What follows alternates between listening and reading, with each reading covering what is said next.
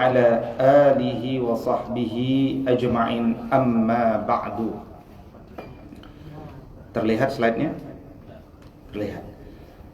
Alhamdulillah, pada siang hari ini kita dimudahkan Allah untuk dapat menunaikan sholat zuhur berjamaah. Ini mahal. Tidak banyak manusia yang dimudahkan Allah untuk dapat melaksanakan sholat zuhur berjamaah. Tegaklah ayat Allah itu, warka'u ma'ar raki'in. Rukuklah kalian bersama orang-orang yang rukuk. Mungkin perasaan kita ingin kita makan dulu atau ingin memperlambat sholat. Tapi kita telah berhasil mengelola perasaan kita sehingga bersama Al-Quran. Dan Al-Quran memerintahkan kita untuk rukuk, maka kita kalahkan perasaan dan hawa nafsu kita. Akhirnya kita pun berhasil melaksanakan sholat zuhur berjamaah.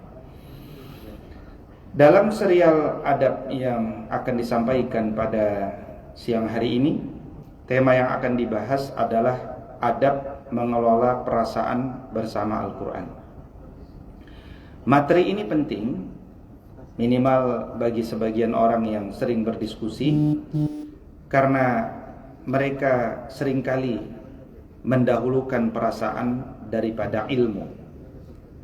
Kalau kita bicara ilmu, al-ilmu minallah. Ilmu itu dari Allah. Dan apa yang datang dari Allah adalah Al-Quranul Karim.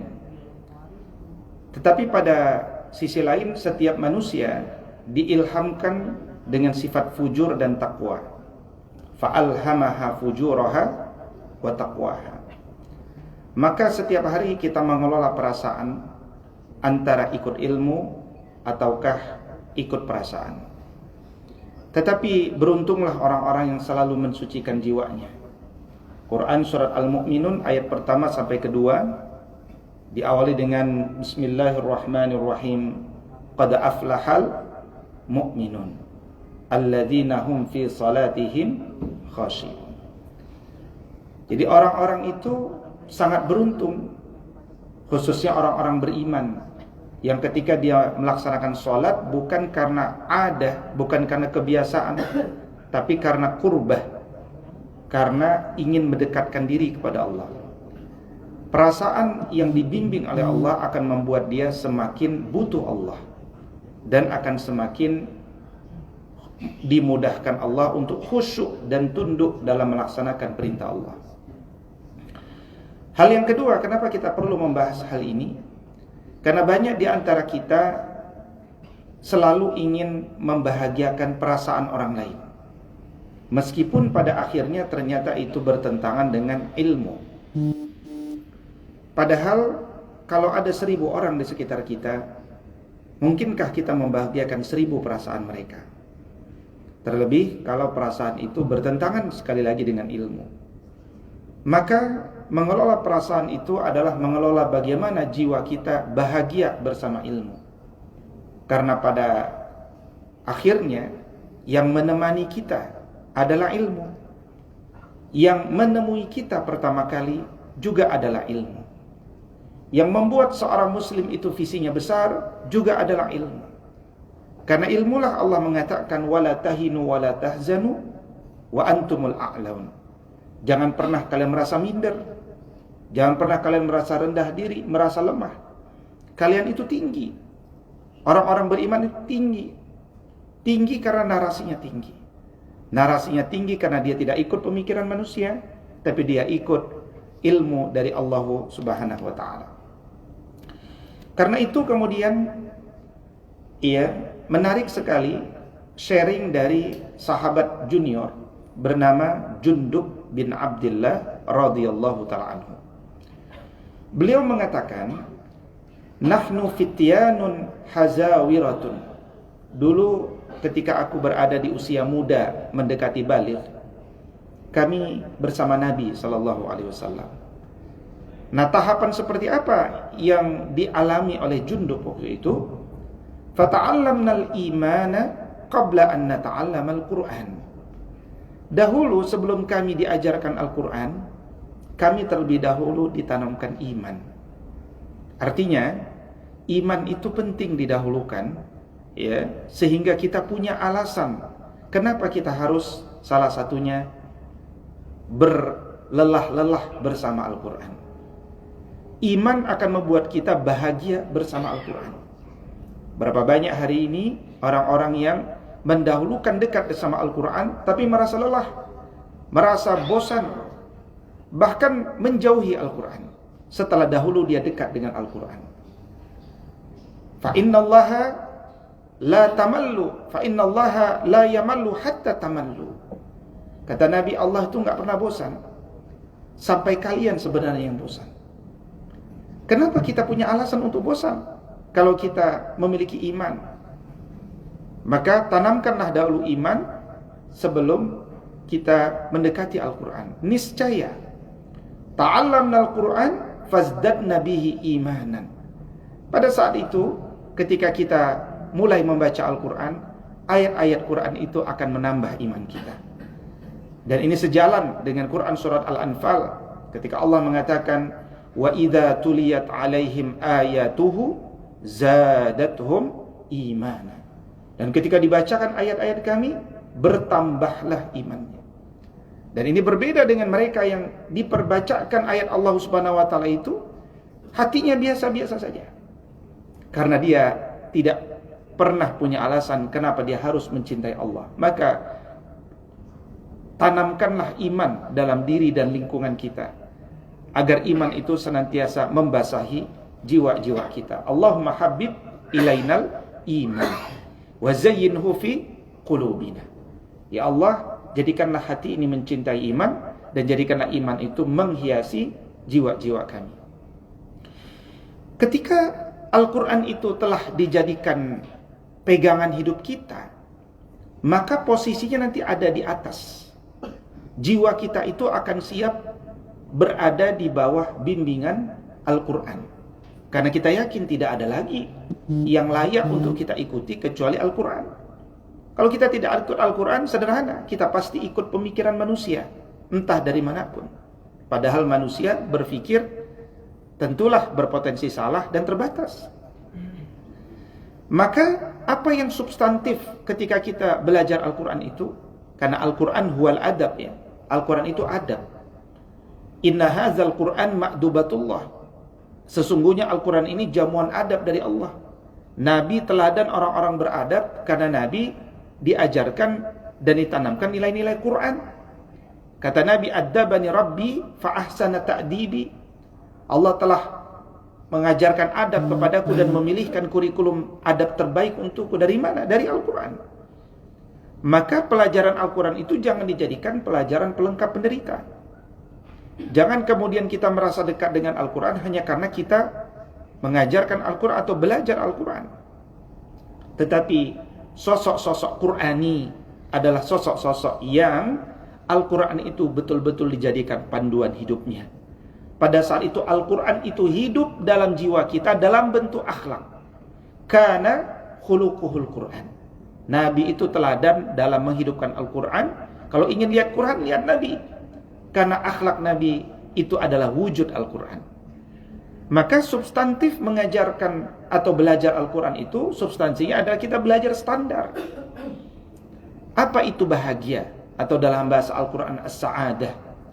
Apa itu benar? Dalam bahasa Al-Quran al-haq.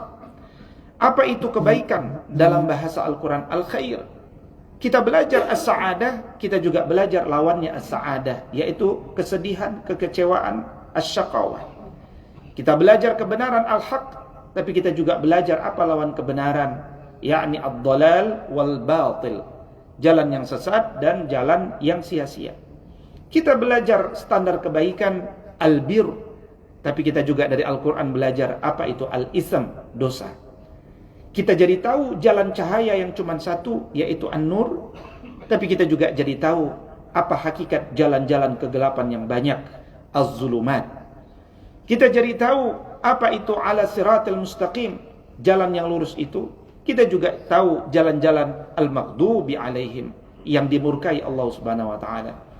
Maka Al-Quran memberikan dua pilihan jalan. La ikraha fid din, tidak ada paksaan dalam beragama. Beragama itu mudah, sederhana. Beragama itu ilmiah, beragama itu menjelaskan. Maka manusia dipersilahkan memilih jalan dengan tanpa ada paksaan, tapi di atas pemahaman. Maka semua ilmu harus dipandang oleh orang-orang yang merindukan adab sebagai dari Allah, dan tidak ada dikotomi antara ilmu agama dengan ilmu dunia. Karena ilmu agama adalah ilmu yang diberikan Allah kepada kita untuk bisa hidup dengan benar, dengan bahagia, dengan baik di dunia, bukan di akhirat. Ilmu agama itu ilmu untuk ditegakkan di dunia. Kalau kita menegakkan ilmu di dunia itu dengan bimbingan Al-Quran, di akhirat kita dapat hadiah. Hadiahnya apa? Yakni jannah. Tapi kalau kita tinggalkan ayat-ayat Allah Subhanahu wa taala, kita dapat hadiah juga, yaitu an-nar, nerakanya Allah Subhanahu wa taala. Maka semua ilmu harus beragama, tapi pada faktanya kalau kita baca Al-Quran sebagai sumber adab itu, muncul kedisiplinan akal dalam diri kita bahwa ilmu itu klasifikasi besarnya kurang lebih hanya 3. Yang pertama ilmu syariah atau ulumuddin, ilmu tentang agama, ilmu tentang ad-din, ya. Yaitu didefinisikan sebagai ilmu yang tidak bisa berubah, sifatnya tauqifiyah, yakni ilmu tentang akidah, ibadah, muamalah. Tetapi mayoritas ayat-ayat Al-Quran ternyata kita lihat mengandung kandungan tentang ilmu sosial. Dan ayat Al-Quran juga mengandung ilmu alam. Jadi mustahil seorang yang membaca Al-Quran dia tidak punya kedisiplinan sehingga dia tidak mencintai ilmu alam, dia tidak mencintai ilmu sosial. Padahal ilmu sosial adalah ilmu tentang manusia dan bagaimana berinteraksi dengan sesama manusia. Coba misalkan perhatikan Quran surat, kita ambil contoh Quran surat Al-Mulk, surat 67 ayat ke-19. Ya kan? Allah mengatakan, awalam yarau ila الطير فوقهم صافات ويقبض ما يمسكهن إلا الرحمن إنه بكل شيء بصير. Jadi Allah mengajak kita dialog, bicara. Itu di antara gaya bahasa Allah. Kita diajak bicara oleh Allah. Wahai para pembaca Quran, tidakkah kalian pernah mengamati bagaimana burung-burung itu terbang di atas kalian? Dia mengepakkan sayapnya, tapi juga dia tidak mengepakkan sayapnya. Kok bisa dia tidak terjatuh? Siapa yang menahannya dari kejatuhan kecuali Ar-Rahman? Ya kan? Jadi di ayat ini kita belajar tentang biologi, struktur makhluk hidup yang namanya burung. Di ayat ini kita belajar tentang fisika, tentang gerak kinestetik dari seekor burung. Tapi ayat ini adalah contoh daripada dorongan untuk mempelajari ilmu alam. Dan ilmu alam di antara ilmu yang paling mudah saya kira untuk mengajarkan dan merasakan adanya Allah Subhanahu wa taala. Banyak di antara kita telah merasa menanamkan iman pada diri anak-anak kita, padahal kita baru mengajarkan apa itu iman. Padahal iman itu merasakan. Dan tidaklah iman itu bisa ditanamkan kalau objek pendidikan kita dia tidak diajak merasakan dengan dialog-dialog, dengan pengalaman-pengalaman. Maka ketika Al-Quran itu telah kita fahami sebagai sumber, maka dia akan mendekatkan diri kita untuk menjauhi beberapa sikap-sikap buruk ketika manusia meninggalkan Al-Quran dan bertindak dengan rasa. Perasaan saya nggak enak Ustaz kalau ya nanti kita akan lihat contoh-contohnya. Nah, di antara yang mungkin kita bisa temukan ketika manusia bertindak dengan rasa adalah mereka merasa sudah suci. Ustaz, saya sudah suci Ustaz. Nah, saya merasa orang lain kotor. Merasa sudah baik, Ustaz saya sudah baik. Yang lain itu buruk. Merasa sudah benar, bahkan paling benar juga. Saya sudah benar, yang lain salah. Atau merasa tidak enak dengan orang lain. Ustaz saya nggak enak, Ustaz sholat, yang lain nggak pada sholat. Ya kan? Kalau misalkan kita di bandara Jerman, nggak ada musola, nggak ada tempat wudhu. Antum belum sholat subuh. Aduh, sholat subuh di mana nih? Sholat di depan orang, nggak enak Ustaz. Akhirnya karena nggak enak di depan orang lain, kita nggak sholat. Ya kan? Atau misalkan korupsi. Ya, ayo kita korupsi berjamaah. Saya nggak mau. Nggak apa-apa semua. Aduh, saya nggak enak nih kalau nggak ikut. Ya. Nggak enak. Akhirnya kita ikut korupsi berjamaah. Kenapa? Nggak enak. Maka perasaan nggak enak itu perasaan. Padahal orang-orang yang kemudian mengganggu perasaan kita hari ini orang hari ini belum tentu sudah pasti tidak bisa membantu kita nanti di akhiratnya Allah. Yang bisa membantu kita adalah Allah.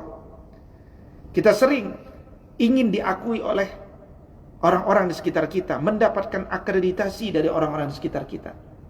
Tapi pernahkah kita khawatir tidak diakui Allah dan tidak mendapatkan akreditasi dari Allah Subhanahu wa taala? Padahal kalau kita mendapatkan pengakuan Allah dan akreditasi dari Allah, Allah akan mudahkan kita mendapatkan pengakuan manusia dan akreditasi dari manusia. Maka selalulah kejar yang tinggi. Tetapi itu semua perasaan yang kuat agar bisa dibimbing dengan ilmu itu bergantung dengan kalbu yang sehat. Yang disebut qalbun salim. Qalbun salimun. Jiwa yang sehat. Ini target kita, jiwa yang sehat itu. Makanya ketika Nabi mengatakan, ini satu hadis yang lengkap ya, saya sampaikan, kita coba lihat dari Wabisah ibn Ma'bad radhiyallahu ta'ala anhu. Suatu ketika ya, ataitu Rasulullah sallallahu alaihi wasallam. Suatu ketika aku mendatangi Nabi. Ya, Wabisah bin Ma'bad datang ke tempat Nabi, belum ngomong, Nabi udah bilang, "Ji'ta tas'alu 'anil birri wal ism." Engkau datang kepada saya pasti mau nanya kan tentang hakikat albir wal ism, tentang hakikat kebaikan dan dosa. Jadi lawannya kebaikan itu dosa dalam bahasa Al-Qur'an dan As-Sunnah. Kata Ma'bad, "Na'am ya Rasulullah. Saya mau nanya masalah itu." Kata Nabi SAW, "Istafti qalbaka." Engkau bisa gunakan instrumen kolbumu. Tanya sama kolbumu. Ini baik apa dosa? Mau tahu enggak, kata Nabi, kira-kira kalau dalam tanda kurung, bagaimana nanti jiwamu bekerja? Ya, bagaimana nanti jiwamu bekerja untuk mengetahui itu baik atau itu dosa? Kata Nabi, "Albir matma'anat ilaihin nafs watma'anna ilaihil qalb." Standar baik itu kalau kalbumu nanti merasa tenang ketika melakukan sesuatu, merasa nyaman dan tentram ketika melakukan sesuatu, itu potensi baik. Ya. Kalau kita menyogok orang, ngasih amplop, kita tenang apa nggak tenang? Di bawah meja apa di atas meja? Di atas ya. Kalau sekarang di atas Ustaz. Dulu di bawah itu ya. Ya. Jadi kalau hati kita nggak nyaman, ya hati-hati. Jangan-jangan dia bukan suatu perbuatan baik. Ya. Wa taraddada fi sadri wal wal ithmu mahaka fi nafsi wa taraddada fi sadri wa in aftaka an-nasu aftauka. Sementara dosa itu adalah sesuatu yang engkau enggak nyaman melakukannya. Hatimu ragu. Meskipun beberapa orang yang terpandang di sekitarmu mengatakan enggak apa-apa, boleh lakukan. Tapi hatimu kok enggak nyaman. Ini pertanda engkau harus kaji lagi mendalam. Jangan-jangan dia adalah al-itsm, dosa. Nah, ketika Nabi mengatakan istafti qalbaka, minta fatwa pada kolbumu, ini bukan kolbu sembarang kolbu. Kolbu itu kalau tidak mendapatkan ilmu, dia berpenyakit. Istilah Quran kolbun marid. Yang kolbunya marid, dia gelap, nggak ada sumber cahaya.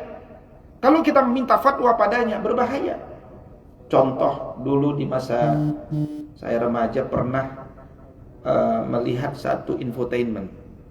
Ya, ada seorang artis, dia 2 pekan tidak terlihat. Ya, dia itu pakai jilbab. Nah, pada hari saya melihat itu, dia sedang mengundang wartawan. Ya, mengundang wartawan. Dia bilang begini, "Mohon maaf teman-teman wartawan, saya ini 2 pekan menyendiri.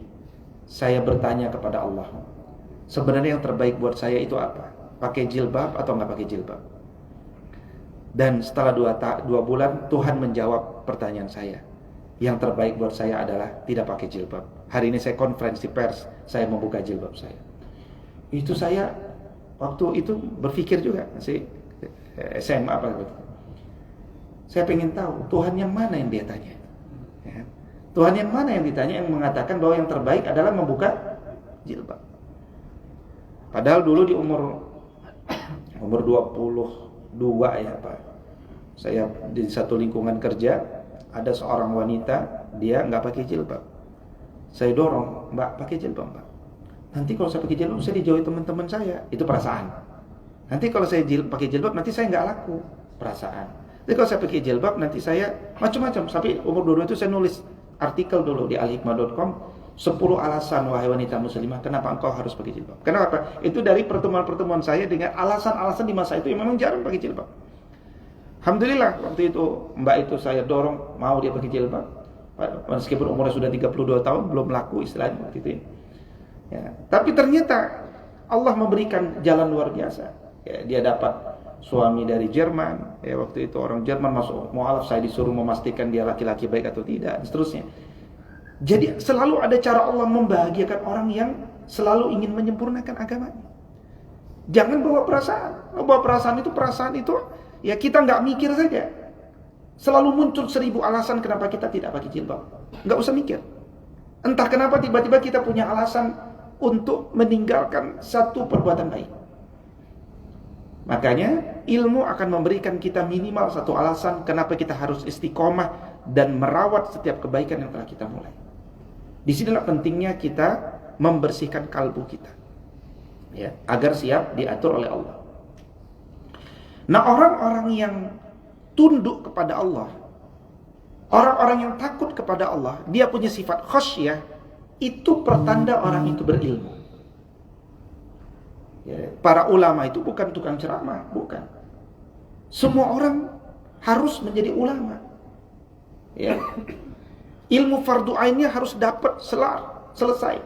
Dan kita tidak boleh merasa tua untuk mengejar gelar ulama dalam pengertian bahasa.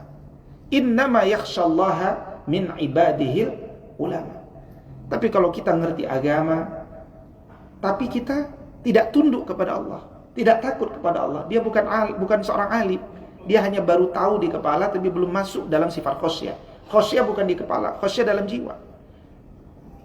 Ya. Maka yang dikejar itu adalah rasa takut. Orang yang paling mengenal Allah, dialah yang paling takut kepada Allah. Man kana billahi a'raf kana Allahu akhwaf. Siapa yang paling kenal dengan Allah, dia pasti akan takut kepada Allah. Dan Imam Asy-Sya'bi, ya, seorang ulama besar di Irak, ya, gurunya Nu'man bin Thabit Abu Hanifah, beliau pernah mengatakan, innamal alim man yakhshallah. Orang yang alim, orang yang berilmu adalah orang yang punya rasa takut kepada Allah. Ya. Bahkan dulu sahabat Nabi SAW pernah mengatakan, Abdullah ibn Mas'ud radhiyallahu ta'ala anhu, kafa bi khasyatillahi ilman wa kafa bil i'tirabi billahi jahlan. Cukuplah rasa takut kepada Allah, itu disebut ilmu, ya. Jadi kita ingin tanya, kita punya ilmu enggak? Kata Abdullah ibn Mas'ud, cukuplah kalau kita punya rasa takut kepada Allah, engkau sudah punya ilmu. Dan cukuplah orang yang terbuai dengan kenikmatan dunia, meskipun itu juga karunia Allah, dia disebut jahlan, dia disebut bodoh. Ya. Makanya kata Ibn Taimiyah, jika orang yang takut pada Allah adalah para ulama, kemudian yang takut kepada Allah ini dipuji di dalam Al-Quran dengan ayat ini, dan mereka tidak dicela oleh Allah, maka perhatikanlah, merekalah yang terbiasa menikmati dalam menjalankan kewajiban-kewajiban Allah Subhanahu wa taala. Maka jadikanlah seluruh alasan kita itu karena Allah. Ya, Masya Allah, Nabi SAW pernah mengatakan, man ahabba fillah wa abghada fillah wa wali fillah wa ada fillah. Ya, siapa yang mencintai karena Allah, benci karena Allah, berteman karena Allah, memusuhi karena Allah, apa yang terjadi? Sesungguhnya pertolongan Allah itu akan dia peroleh justru ketika dia menjadikan semua perbuatannya dengan alasan Allah. Kita menikah karena Allah, kita bekerja karena Allah, kita sholat karena Allah, kita memeluk anak kita karena Allah. Kita menjaga kesabaran kita tidak memutuskan silaturahim dengan manusia karena Allah. Kalau semuanya karena Allah, pertolongan Allah itu datang ketika kita melakukan sesuatu di dunia ini karena Dia. Maka kata Nabi, seorang hamba Allah itu tidak akan pernah merasakan nikmatnya iman meskipun dia rajin sholat, rajin puasa, dia nggak dapat nikmat iman sampai dia melakukan segala sesuatu di dunia ini karena Allah. Ya. Jadi betapapun kita rajin sholat, betapapun kita rajin puasa, kita tidak akan merasakan nikmatnya iman itu sampai kita melakukan sesuatu karena Allah. Baik mencintai, membenci, berteman maupun memusuhi. Maka hati-hati kata Nabi. Banyak persahabatan di dunia ini hanya kepentingan dunia. Ya. Seorang atasan banyak didekatin oleh kolega. Ternyata karena dunia, karena jabatannya. Nanti ketika dia kehilangan jabatan, orang-orang yang dulu dekat hilang. Banyak orang tersenyum kepadanya karena dia atasan. Ketika kemudian dia kehilangan jabatan, hilang senyuman. Maka ini bukan persahabatan yang bermanfaat kata Nabi. Maka bersahabatlah dengan semua orang, meskipun tetap hormati jabatan setiap orang. Tapi hakikatnya bangunlah persahabatan antar manusia, bukan antar jabatan. Jabatan itu amanah. Dia untuk dihormati sehingga ada struktur organisasi. Tapi kita manusia, apalagi kita muslim, maka bertemanlah dengan tali agama Allah Subhanahu wa taala, bukan tali ikatan organisasi semata. Maka ketika kita dekat sama Al-Quran, perasaan kita dibawa ke arah yang benar. Ada orang yang merasa suci. Kata Nabi SAW, La tuzakku anfusakum, Allahu a'lamu bi ahlil birri minkum. Janganlah kalian merasa sudah suci. Kan bukankah Allah yang lebih tahu mana yang terbaik di antara kalian? Ada yang merasa sudah baik. Apa kata Nabi SAW? Hati-hati. Kalau kalian merasa diri kalian sudah baik, kalian nggak akan menemukan kesalahan pada diri kalian. Tapi kalian akan menemukan banyak kesalahan pada orang-orang di sekitar kalian. Yubasiru ahadukum al-qaza fi a'yuni akhihi wa yansal jazal awil jaza' fi aini nafsihi. Banyak di antara manusia yang bisa melihat kotoran kecil di mata saudaranya. Luar biasa ya. Saya melihat bapak, saya lihat, Pak itu ada kotoran Pak di matanya. Kayak gitu ya. Tapi kita lupa ada kayu besar di mata kita, nggak kelihatan. Ini kira-kira sama ya dengan peribahasa dulu ketika kita masih kecil ya. Apa itu? Gajah di pelupuk mata tidak kelihatan. Semut di seberang lautan kelihatan. Kok bisa ya? Seberangnya aja nggak kelihatan, ini semutnya kelihatan gitu ya. Pepatah dulu. Nah, maka kenapa kita penting bicara tentang mengelola perasaan ini? Memang hidup ini penuh dengan perasaan. Maka perasaan kita harus dibimbing dengan ilmu supaya selamat. Kalau tidak dibimbing dengan ilmu, bahaya. Apa bahaya?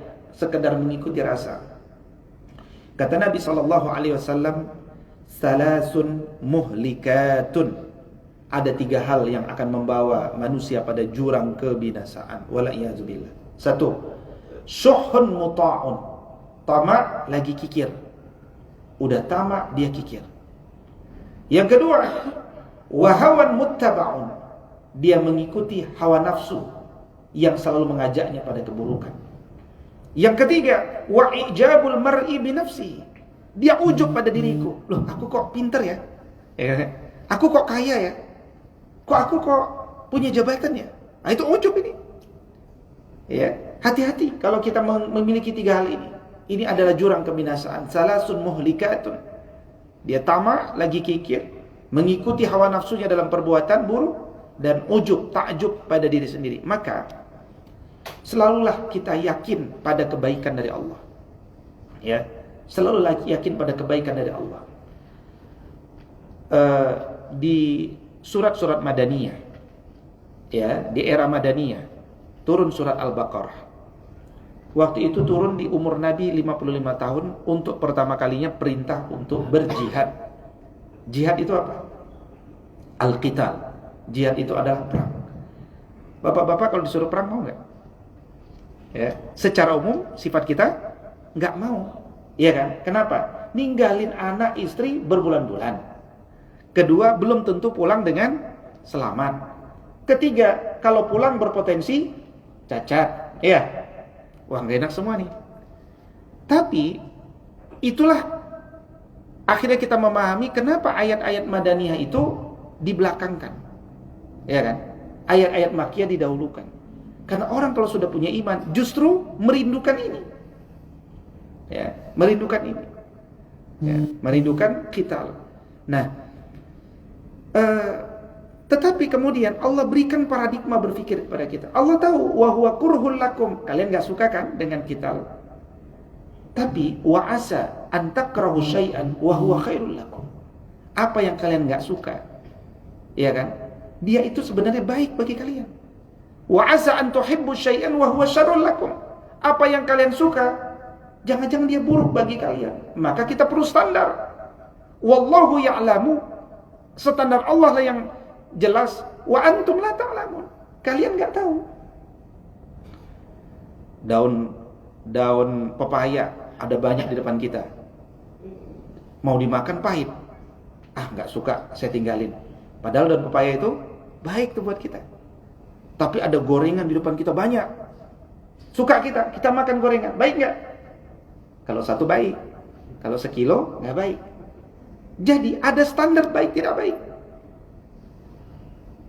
Antum udah kaya belum? Belum Ustaz, saya belum kaya. Maksudnya mobil baru satu, ya itu juga baru Alphard, ya rumah juga baru satu, baru tingkat 2 Ustaz. Nah, kita lupa. Kata Nabi SAW, laisal ghina an kasratil aradi. Kaya itu nggak diukur dengan banyaknya kemewahan dunia. Walakinnal ghina ghina nafsi. Kaya itu diukur dari hati yang selalu merasa cukup. Di dalam Al-Quran dan As-Sunnah, istilah miskin ada 2. Satu miskin karena dia tidak punya harta, tapi ada istilah miskin untuk orang yang kaya tapi tidak pernah merasa cukup. Orang itu miskin. Kata fakir dalam Al-Quran dan Sunnah ada 2. Satu fakir yang lebih bawah lagi daripada miskin, tetapi ada orang miskin, ada orang kaya yang dia butuh Allah. Orang itu disebut fakir. Antumul fuqara'u ilallah, kata Allah. Kalian itu harus menghadirkan perasaan kalian itu fakir di hadapan Allah. Jadi kalau ada orang nulis surat kepada antum, ya kan, dari fulan al-fakir ilallah. Wah, ini perlu dibantu mah, bantu mah. Bukan. Ini maksudnya dia menunjukkan bahwa aku itu al-fakir ilallah. Aku itu butuh Allah. Ya. Aku itu butuh Allah. Nah, contoh lain. Ini ayat Al-Quran itu kalau ditadaburi membawa kita pada meninggalkan perasaan. Ayat 219 Allah mengatakan, ini rubuk ke-14. Yas'alunaka 'anil khamri wal maisir. Sahabat Nabi bertanya, apa hukumnya khamar dan judi? Kata Nabi, kata Allah, qul fihima itsmun kabir. Judi itu dosa besar. Khamar itu dosa besar. Tapi juga wa manafi'u linnas, ada manfaatnya kok. Minum khamar itu bisa apa? Bisa apa, Pak? Kalau minum khamar? Menghangatkan tubuh, ya kan? Lebih hangat dari wedang jahe enggak? Ya? Menghangatkan tubuh. Kalau dijual bisa menguntungkan. Ya. Maisir judi, kita ikut lari 12 km, bayar 20.000 dapat undian 20 juta. Ya, atau pildacil pulsa 2.000 berpotensi dapat 2 juta. Nah, ini judi. Maisir. Ya. Menguntungkan, judi itu menguntungkan. Wa manafi'u linnas, ada manfaat bagi manusia. Logika dunianya menguntungkan. Logika akhiratnya dosa besar, gitu kira-kira. Allah kasih, ini ada logika akhirat, logika dunia. Perhatikan penutup ayatnya. Wa ismuhuma akbaru min naf'ihima. Dosanya lebih besar lagi daripada manfaatnya. Nah, kita disuruh milih. Ini kan logika berpikir. Ya, berpikir logis. Kita mau ngejar kebaikan di dunia atau kebaikan di akhirat. Suruh pilih. Dari situlah akhirnya kita akan merasa nyaman, tenang. Kenapa? Kalau orang sudah terbiasa logik seperti ini, itu nggak pakai mikir. Ya, misalkan kita dikasih kue tar, kita ini nggak pernah makan mewah. Kali-kalinya kita dikasih kue tar 2 juta harga kuenya, ada lagi harganya di situ kan, dari sebuah perusahaan ternama. Pas mau dimakan, bau rum. Boleh nggak makan rum? Nggak boleh. Makan nggak nih? Nah, orang beriman nggak usah ngitung kancing. Boleh nggak? Boleh nggak? Boleh nggak? Wah, kancingnya boleh nih. Boleh, gitu kan? Justru nggak usah ditanya. Oh, dia harum. Saya tidak mau kasih. Saya nggak mau kasih. Terus kasih siapa nih? Kasih siapa, Pak? Kasih non muslim aja. Nggak boleh juga. Karena Quran surah Al-Baqarah 168 mengatakan, ya ayuhan nas, kulu mimma fil ardi halalan thayyib. Ya, jadi semua manusia anak Adam tidak boleh makan yang haram. Nggak boleh juga. Kasih siapa ya? Nah, mendingan jangan dikasih kepada kita lah gitu. Nah, contoh lain nih, ayat 221, masih rubuk ke 14. Kita ini kalau ketemu, kalau antum belum nikah, ada perempuan baik sama antum, cantik, orang barat, gitu kan? Orang barat cantik. Dia suka sama antum. Tapi dia musyrik. Gimana? Sisi lain ada seorang budak wanita, tapi dia beriman. Perasaan kita ingin yang cantik, tapi ilmu mengatakan nggak boleh yang cantik, ikut mana? Nah, ini ayat ini mengajarkan itu, ya, mengelola perasaan. Hari ini betapa banyak orang yang memenangkan perasaan dan menomorduakan ilmu. Apa mereka katakan? Kenapa cinta harus dibatasi dengan sekat-sekat agama? Ini diskriminasi. Kami ingin keluar dari keterikatan. Biarkan kita bahagia dalam kebebasan. Ya kan? Akhirnya pernikahan beda agama diluncurkan, dilegalkan dan seterusnya. Ya, waliyatubillah, kita berlindung kepada Allah. Dulu Sayyidina Umar Ibn Khattab radhiyallahu ta'ala anhu pernah memarahi seorang bapak-bapak yang anaknya bandel. Anaknya bandel, durhaka lah kira-kira. Dia ngelapor kepada Sayyidina Umar, setelah diteliti, nggak jadi Umar marahin anak itu. Yang dimarahin ayahnya. Kata Sayyidina Umar, antum telah menjadi ayah yang durhaka sebelum anakmu jadi anak durhaka. Kenapa? Karena ternyata anaknya jelasin, saya ini durhaka wahai Sayyidina Umar karena 3 hal yang engkau jelaskan tadi. 1, ayahku tidak memilihkan ibu yang baik bagiku. Ibuku cantik, tapi majusi, nggak ngerti agama. Kadang-kadang kita ini kan, gak apa-apa Ustaz, saya nikahin yang muslim, nanti saya dakwahin Ustaz. Ya kan? Dia niatnya dakwah, lah dia belum pernah dakwah. Sekali-kali dakwah mau dakwah sama istri, emang bisa dakwah sama istri? Yang ada juga suami dicerewetin sama istri kan? Makanya nggak jarang yang berhasil mendakwahi istri kalau niatnya nikah tuh karena ingin mendakwahi istri. Yang ada dia nanti didakwahi. Wanita banyak yang udah jadi, udah siap jadi ibu, siap jadi wanita salihah. Kenapa nggak pilih yang itu? Karena rasa. Ya, kita mendahulukan rasa. Ya. Nah, coba perhatikan ayat 170. Wa idza qila lahum, ketika dikatakan kepada mereka, ittabi'u ma anzalallah, ikuti apa yang sudah Allah bimbing ini. Mereka bilang, bal nattabi'u ma alfaina alaihi aba'ana. Gimana ya? Nenek moyang kami udah bilang begini sih. Aku pengen ikut nenek moyang kami. Ada yang begitu. Ya. Nah, sekarang kita pikir-pikir logis saja. Ini kita sekarang hidup tahun 2022. Suatu ketika kita buat kebiasaan. Kebiasaan setiap hari Jumat sore pulang kantor kita buang ikan busuk di paret misalkan. Ngapain Pak? Buang sial misalkan. Kita buat kebiasaan. Yang buat atasan, bawahan ngikut. 200 tahun kemudian, ya tahun 2222, gitu kan? Ada tradisi buang itu juga hari Jumat pagi. Kemudian kita ingatkan, kok buang sial dengan buang ikan ke paret? Nanti busuk, rusak paret seterusnya. Gimana ya? Ini dari nenek moyang kami, ya kan? Ternyata yang disebut nenek moyang itu antum, gitu kan? Tahun 2022 antum, dan antum itu melakukan itu nggak ngaji dulunya. Nah, ini logisnya begitu. Maka kita mengikuti nenek moyang apa mengikuti ilmu? Ini perasaan. Ya, ini perasaan. Nah, makanya kelola perasaan kita sehingga siap dibimbing oleh ilmu. Ya. Kalau di Sunda itu ada istilah nggak enaken. Benar nggak saya ngomong? Nggak enaken, gitu ya. Nggak enaken Ustaz. Ya, coba perhatikan ayat 120. Walan tarda ankal yahudu walan nasara hatta tabi'a millatahum qul inna hudallahi wal huda. Nah, perhatikan kalimat ini. Wala in taba'ta ahwa'ahum ba'da alladhi ja'aka minal ilmi ma laka minallahi min waliyyi wala nasir. Singkatnya, kalau kalian tetap mengikuti hawa nafsu kalian, perasaan kalian setelah ada ilmu, apa yang terjadi? Malaka minallahi min waliyyi wala nasir. Allah tidak lagi menjadi wali, Allah enggak jadi nasir bagi kalian. Rugi kita. Maka hilangkan rasa tidak enakan. Ya, keenakan Ustaz saya. Jangan. Kita muslim. Ya, kita muslim. Jangan sampai Allah tutup rezeki kita hanya karena kita tidak menegakkan ayat Allah. Jangan sampai kemudian Allah tidak cintai kita hanya karena kita mendahulukan mencari keridhaan manusia daripada keridhaan Allah. Makanya orang-orang Arab dulu ketika dibimbing dengan agama ini, ya, mereka nanya. Jadi kan waktu itu Nabi diprotes oleh 60 ditambah 11 orang Najran, ya. Kenapa engkau ajarkan Tuhan itu satu? Kami ini meyakini Tuhan itu 3. Kalian meyakini satu, kenapa? Kalian ajaran engkau wahai Muhammad sudah menyakiti hati kami. Ya. Nah, padahal Nabi mengikuti Al-Qur'an. Maka qul atuhajjunana fillahi wa huwa rabbuna wa rabbukum wa lana a'maluna wa lakum a'malukum wa nahnu lahu mukhlisun. Kalian ini datang hanya ingin memperdebatkan tentang konsep Tuhan yang kami yakini. Padahal Allah itu Tuhan kami dan Tuhan kalian juga loh.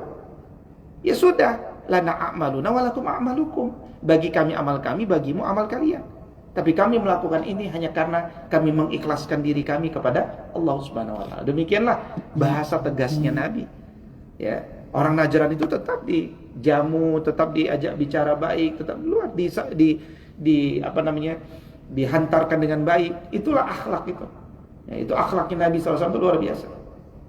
Contoh lain, ya, ini terakhir, contoh yang terakhir.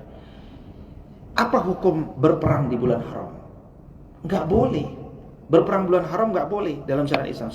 Sejak masa sebelum Nabi pun bulan haram itu sudah dihormati. Ketika Nabi diingatkan lagi, bulan haram itu bulan apa, Pak? Apa bulan haram? Kita bicara bulan haram, ya kan? Frekuensi bersama ya. Apa bulan haram itu? Satu, apa? Zulqa'dah, Zulhijjah, Muharram, Rajab. Ini 4. Ini bulan haram. Di bulan ini tidak boleh berperang. Ya, hatta kalau perang istirahat dulu. Kira-kira begitu ya. Tapi kalau di bulan ini ternyata terjadi satu persekusi pada umat Islam, misalkan nggak boleh ke Masjidil Haram, atau kalian harus keluar dari kampung kalian, ya, atau kemudian hal-hal yang lain, ini ujian, ini namanya fitnah, maka harus dilawan kan? Masa kita nggak boleh ke Masjidil Haram? Masa kita harus keluar dari kampung kelahiran kita? Maka dia harus dilawan. Tapi kan ini di bulan Safar, ini kan di bulan haram, nggak boleh. Nah, ini logikanya. Kata Nabi SAW, dan ini sering dikutip tapi dengan persepsi yang tidak pas oleh orang hari ini, yaitu apa? Wal fitnatu akbaru minal qatl. Fitnah itu Ustaz lebih kejam dari pembunuhan. Nah, kan gitu kan kalau orang hari ini kan, karena dia difitnah kan gitu.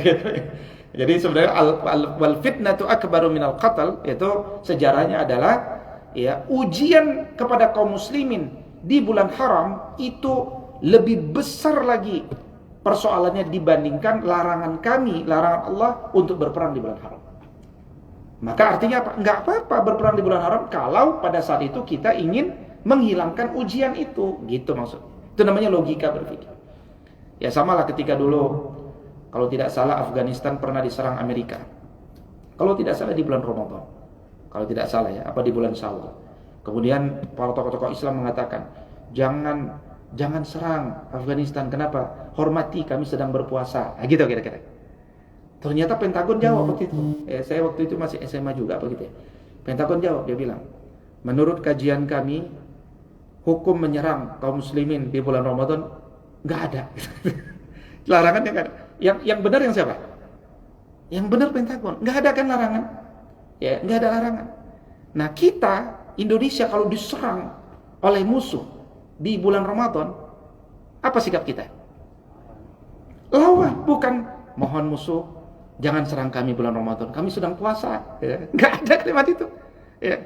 Semua orang juga tahu kita sedang puasa, tapi kita diserang.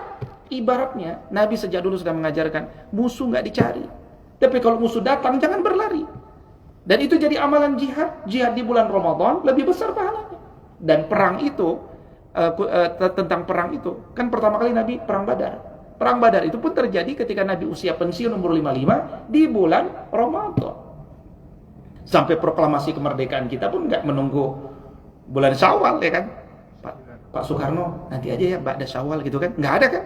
Meskipun usulan itu mungkin ada. Tapi ketika kita menyegerakan di bulan Ramadan, 9 Ramadan, Masya Allah, merdeka gitu. Dan itu politis, ya kan? Itu politis, langsung ada dukungan-dukungan kan dari dunia internasional. Maka marilah kita berdoa kepada Allah dengan doa Sayyidina Abu Bakar radhiyallahu ta'ala anhu, supaya kita selalu khawatir akan diri kita ini, ya, khawatir dengan diri kita ini kalau kita lebih mendahulukan nggak enakan daripada ilmu. Tapi marilah kita berpikir, apakah Allah enak dengan perbuatan kita? Kira-kira begitu. Dengan doanya mari kita baca bersama-sama. Bismillahirrahmanirrahim. Allahumma anta a'lamu minni binafsi wa ana a'lamu binafsi minhum. Allahumma ja'alni khairan mimma yazunnuna waghfirli ma la ya'lamuna wa la tu'akhizni bima yaqulun. Amin ya Allah. Ya Allah, Engkau lebih mengetahui keadaan diriku daripada diriku sendiri, dan aku lebih mengetahui keadaan diriku daripada mereka yang memujiku. Ya Allah, jadikanlah diriku lebih baik dari yang mereka sangkakan. Ampunilah aku terhadap apa yang mereka tidak ketahui dariku, dan janganlah menyiksaku dengan perkataan mereka. Mudah-mudahan Allah jadikan kita pribadi yang sabar, pribadi yang teguh, pribadi yang iltizam, punya komitmen, pribadi yang istiqomah, sehingga menularkan kepada istri, anak-anak kita, bawahan kita, tim kita, kolega kita, dan seterusnya, sehingga kita menjadi pribadi yang berkah, bermanfaat untuk umat, dan mudah-mudahan kita diwafatkan dalam kondisi husnul khotimah. Ada pertanyaan? Enggak ada ya? Mari sama-sama kita tutup dengan doa kafaratul majlis. Subhanakallahumma wa bihamdika asyhadu an la ilaha illa anta nastaghfiruka wa natubu ilaik. Al'afu minkum. Assalamualaikum warahmatullahi wabarakatuh.